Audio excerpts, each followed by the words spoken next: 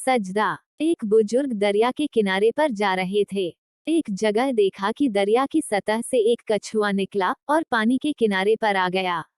उसी किनारे से एक बड़े ही जहरीले बिच्छू ने दरिया के अंदर छलांग लगाई और कछुए की पीठ पर सवार हो गया। कछुए ने तैरना शुरू कर दिया। वो बुजुर्ग बड़े हैरान हुए। उन्होंने उस कछुए का पीछा करने की ठान ली, इसलिए दरिया में तैरकर उस कछुए का पीछा किया। वो कछुआ दरिया के दूसरे किनारे पर जाकर रुक गया और बिच्छू उसकी पीठ से छलांग लगाकर दूसरे किनारे पर चढ़ गया और आगे चलना शुरू कर दिया। वो बुजुर्ग भी उसके पीछे चलते रहे। आगे जाकर देखा कि जिस तरफ बिच्छू जा रहा था, उसके रास्ते में एक मालिक का बंदा बड़े ध्यान में आंखें बंद कर मालिक की याद में सजदे में लगा हुआ था।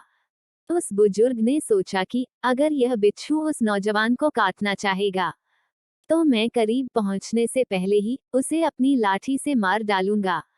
लेकिन वह चंद कदम आगे बढ़े ही थे कि उन्होंने देखा दूसरी तरफ से एक काला जहरीला सांप तेजी से उस नौजवान को डसने के लिए आगे बढ़ रहा था। इतने में बिच्छू भी वहां पहुंच गया।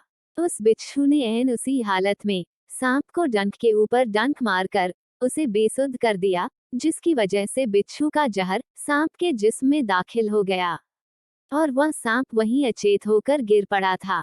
इसके बाद वो बिच्छू अपने रास्ते पर वापस चला गया।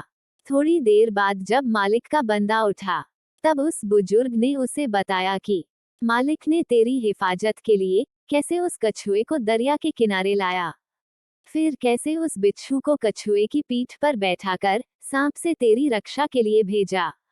वह मालिक का प्यारा उस अचेत पड़े सांप को देखकर हैरान रह गया। उसकी आंखों से आंसू निकल आए और वह आंखें बंद कर अपने मालिक को याद कर शुक्र अदा करने लगा।